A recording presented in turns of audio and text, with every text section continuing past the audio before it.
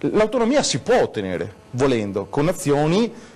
uso la parola impropria, di forza, ma in che senso metto questa azione di forza? Se teoricamente tutti coloro i quali oggi si dicono disponibili all'autonomia, parlo da Confindustria, parlo da tutte le associazioni di categoria, piuttosto che anche un panorama politico assolutamente esteso, perché, parliamo bene, ci sono movimenti e situazioni che vanno da ovviamente la Lega, che lo dice, poi non lo fa, ma anche da Forza Italia, ci sono anche esponenti del PD, penso ad una senatrice Simonetta Rubinato con Veneto Vivo, piuttosto che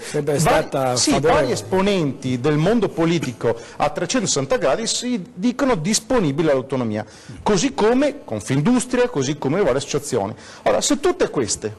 facessero un patto per l'autonomia e creassero un punto di forza veramente inamovibile, quello che avrebbe dovuto creare teoricamente la Lega al governo, perché la Lega al governo, così come ha accettato il reddito di cittadinanza che al nord non è sicuramente stato voluto, okay, poteva mettere dei paletti per l'autonomia subito, cosa che non è stato fatto. Stiamo continuando ad andare avanti. Ricordiamoci che una volta ottenuto il 98% di voti con il referendum,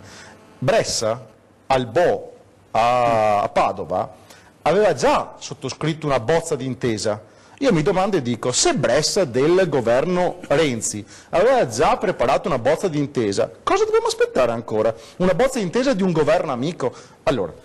ribadisco, se ci fosse veramente una prova di forza da parte di tutta la società veneta e lombarda, con azioni pesanti che possono arrivare anche allo sciopero fiscale, io sono convinto che l'autonomia arriva in un modo o nell'altro.